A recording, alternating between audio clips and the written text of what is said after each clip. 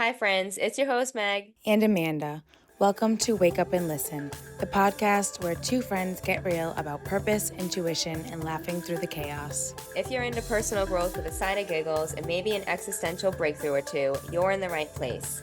Let's get into it. It's time to Wake up and listen. Hello, beautiful souls. Welcome to Wake Up and Listen, a channel that's dedicated to helping you wake up your mind and listen to your body. Today, I want to get deeper into the topic of body image. This month, we're really focusing around body positivity and the different layers of how we connect with our body, how we connect with ourselves, how we look at ourselves, how we talk to ourselves. A lot of us silently struggle with body image. There's a bit of shame around dealing with some type of body dysmorphia. And for some reason, that shame weighs very heavy to where it's uncomfortable to talk about your struggles. It's uncomfortable to admit there is some sort of disconnect between what you see in the mirror and what the rest of the world tells you they see of you. I think the way I want to open this conversation is we are all built differently for a unique reason. How boring would life be if we were all the same? How boring would life be if we didn't have diversity and didn't have the ability to work on our body, whether that be through diet or exercise, whether that be gaining weight or losing weight? We have this ability to connect with our body on a deeper level than just seeing our physical self and making judgments from that place. And I think the word body dysmorphia, it can be really heavy. It can be very, I don't like labels personally, in my opinion. For my own experience, it makes me feel limited in what I'm able to do. So I was told when I was about 16 that based on what I was coming to my counselor with, that I was experiencing body dysmorphia. We didn't like calling it that. I still don't like calling it that, because what it was very much more than just, oh, you have a disorder. It's deeper. And when you can follow the thread to where these thoughts began, this way of looking at yourself began, you can start to find answers that really connect to the root cause of why you treat yourself the way you do, why you talk to yourself the way you do, and where we learned to compare ourselves, and what part of our life did we learn that we could look to another woman and compare our bodies and realize that that could make us feel less than, or that we could look at the TV and see actresses and models and compare our bodies knowing I don't look like that, so I must be wrong. And that is so disheartening, and it is so dangerous to have this false sense of perfection. And now it's changed from TV and movies to TikTok and influencers. No one is going to show you the real nitty-gritty when they first wake up, or on the days that they don't feel like getting ready. They feel like they can show up as they are, and that's enough. They probably don't show that side, because on Instagram, the image of perfection, the image of the word influencer, you're literally influencing people to do things the way you are. So it's so hard in today's world to be able to be connected to your own body without looking on the outside and seeing what everyone else is doing.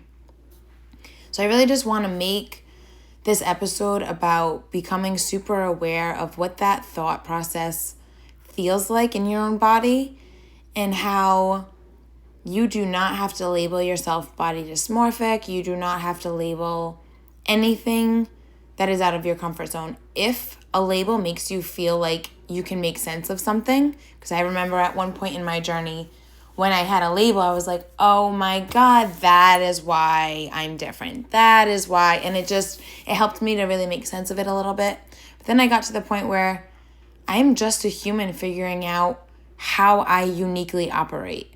I don't need a bunch of labels to help people understand me. I am on a mission to understand myself. And in that process, labels aren't needed for me. So in my own personal journey, I do not like to use labels. If using the body dysmorphia is helpful for you because you've never had somebody to put this term out there for you, please take it. Do with this what feels comfortable for you. Take what resonates and leave what does not. So when I first became aware that there was actually a struggle in my body or with my body image, I was in counseling regularly, maybe once a week, every other week, sometimes once a month, just depending how I was in my life at that time.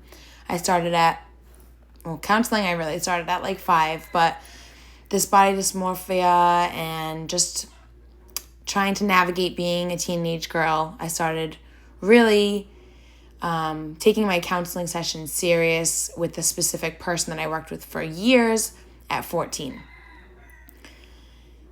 So I would have a lot of people telling me things. You're beautiful, this, and it was all of the same things I was hearing, but I didn't believe it, so I could not receive these compliments. I would let it go in one ear, out the other. I couldn't hold on to it because it wasn't true to me. Some people probably could have taken it as I was rude, because my reply back to compliments would be, oh my God, you're crazy. And from their perspective, they could be like, what the heck? I was just trying to give you a compliment. From mine, I am jumping out of my skin that you called me pretty. I feel uncomfortable. I don't want to be in my body anymore. And that is how I lived my entire teenage life. It was constant anxiety about having too much attention on me because I didn't like myself. So I did my best to hide. I always made sure my hair was done, my makeup was done, my outfit was done. Everything was perfect on the outside so that nobody knew how truly disconnected I felt on the inside. So that look good, feel good mindset could be true. And I tried my hardest to let that be a fix and let that be a way of living.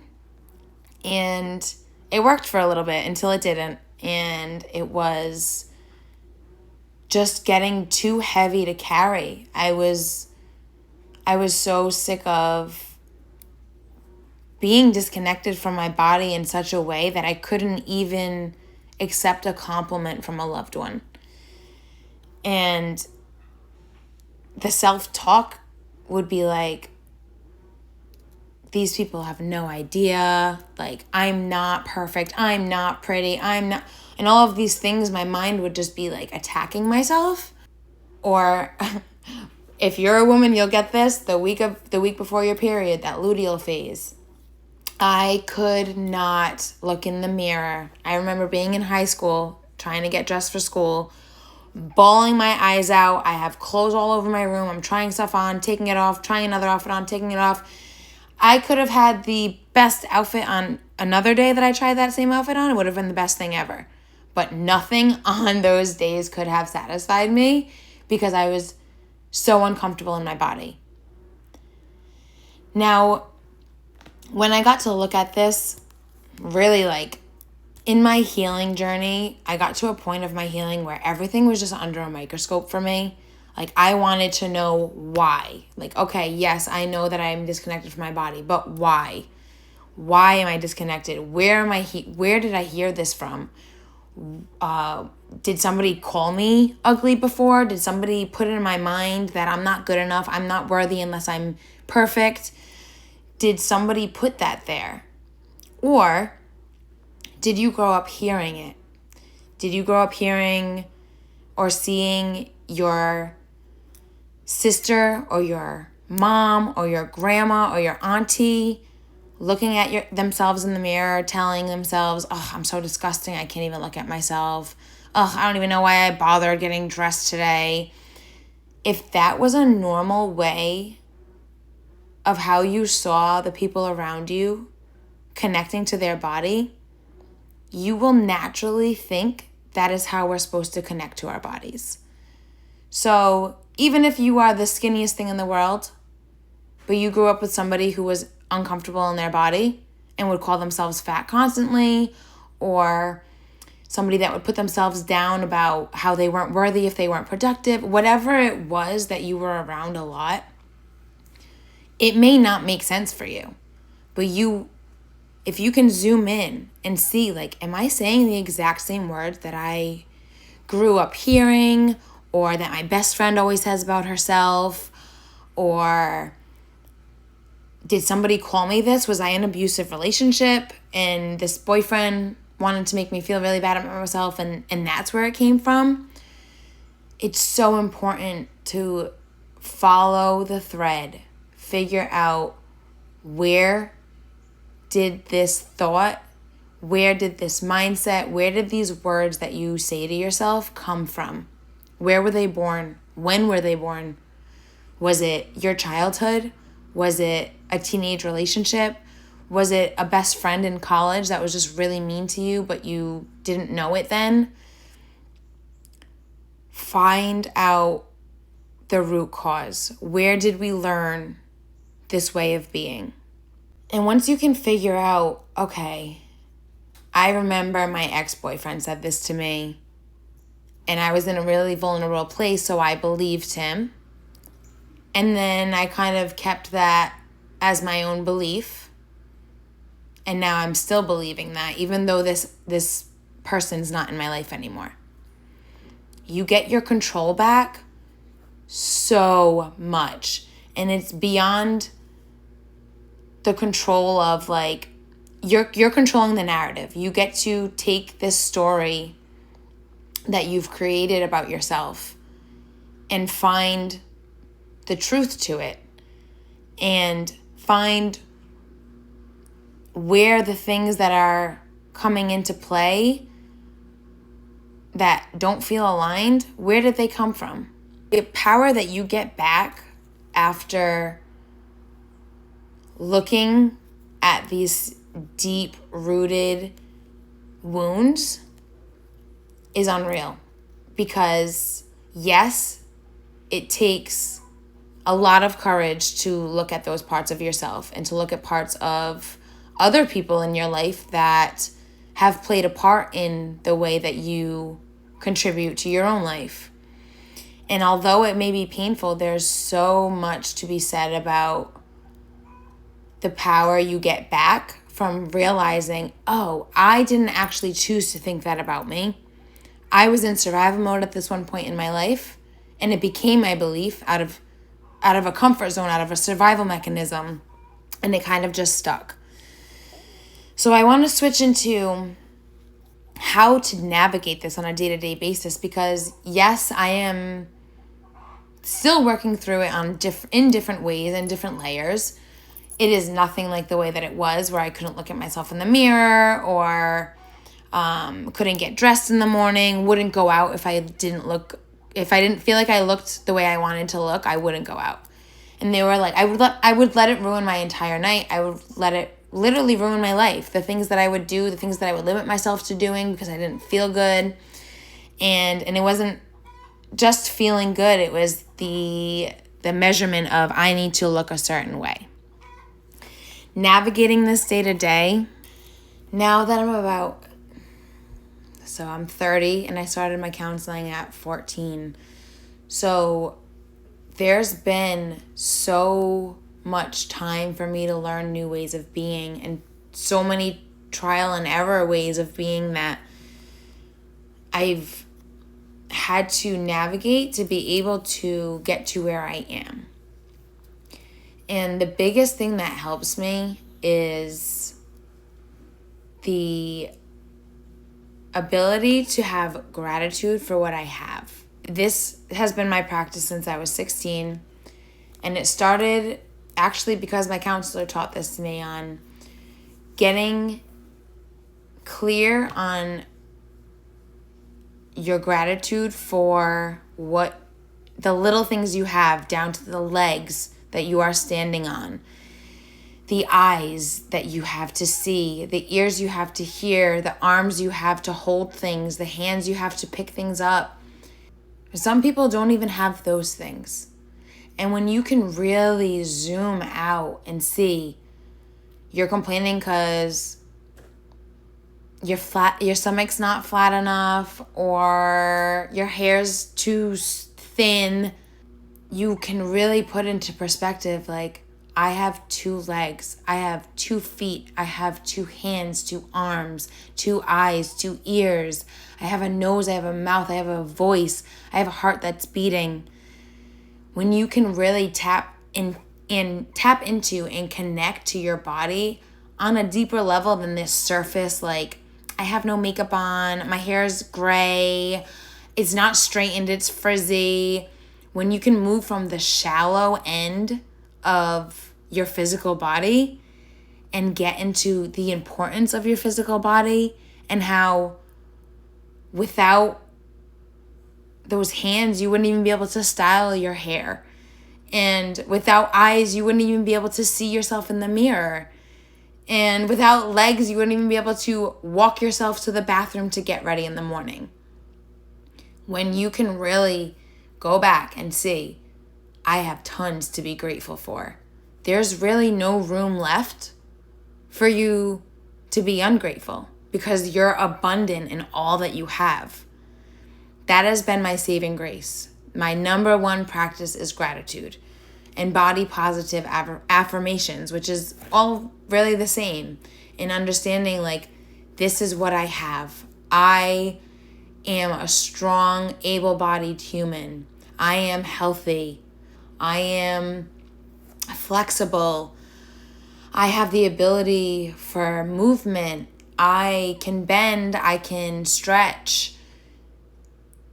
It's the connection we've all been missing, because we're so wrapped up in Botox and hair dye that we've lost the fact that our brain is just operating and knows to let us breathe and to move our mouth when we have something to say. And these things that just go completely unnoticed because our attention has been so pulled towards the shallow end. I mean, it's just, there's so much more to life than the stuff that we've been sort of bombarded with and tricked into consuming. And I think the shame around this topic goes, well, this goes way back to generations where you didn't speak about things that would make the family look bad. You didn't speak about things that weren't positive and in a positive light. But even more than that is, women were so caught up in how they were supposed to portray themselves. This sort of nurturing, soft, loving woman was the norm. And anything that was sort of wild or angry or loud was sort of looked down on. And to be a woman is to encompass all of those things, all of those parts of ourselves, the dark, the light, the soft, the hard, all of it. And when you can love all of those parts of yourself, there's this deepening to your life, this deeper meaning of life, where I used to wake up and I wouldn't even go get a coffee from Dunkin' Donuts until I had my hair and makeup done. Now, oh my God, I wake up and I need to meditate and I need to do my affirmations And I feel so good in my body that I don't even need to put on makeup. And I can see my beauty because I feel beautiful. I feel alive. I feel like all of me has been incorporated and integrated into this human. And I stopped labeling myself and putting myself in boxes and making myself smaller so I fit in this certain view and image of a woman.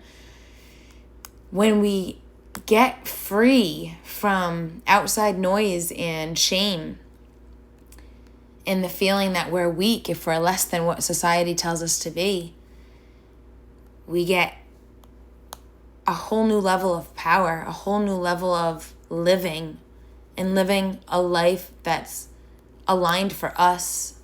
And so with that, I really want to encourage you as the listeners, if you know somebody struggling with body image as a woman, send them this episode. And for the men, if you know any man in your life silently struggling with body image, and guess what? We all have a body, whether you're a man or a woman. We are living as a soul inside of a body. So we can be uncomfortable in that no matter what our gender is. You don't have to be a woman to care about what you look like or to be uncomfortable in your own body. Women, though, are more vocal about it. So I'm going to bring my fiance on so we can really get the male perspective and get into these vulnerable conversations about what's that self-talk like for a man and how does that show up in their life.